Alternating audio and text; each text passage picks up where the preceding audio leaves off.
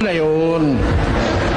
Yung pong bawal manigarilyo, Mr. Soriano, tatapatin ko kayo, it is a medical statement. It is not a biblical statement. Bakit kumabasa ko sa Biblia?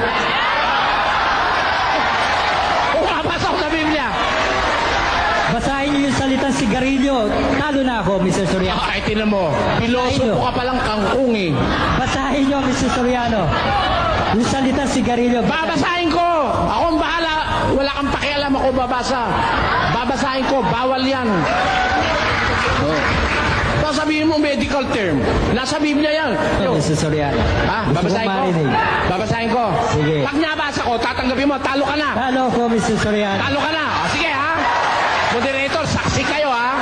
Pag nabasa ko na masama ang sigarilyo, talo na siya ha. Tapos na diskusyon. Eto ha.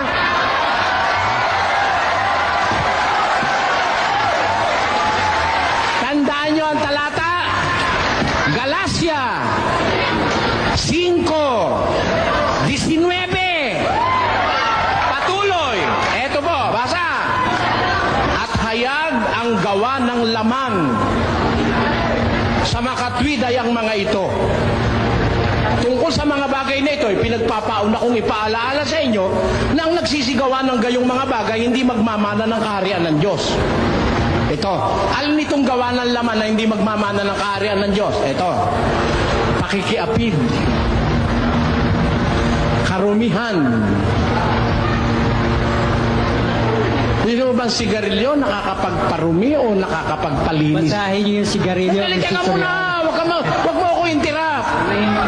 Karumihan, kalibugan, pagsamba sa Diyos-Diyusan, pangkukulam, mga pagtataniman, mga pagtatalo, mga paninibugho, mga pagkakaalitan, mga pagkakampi-kampi, mga pagkakabahabahagi, mga hidwang pananampalataya, mga kapanaghilian, mga paglalasing, mga kalayawan, at ang mga katulad nito.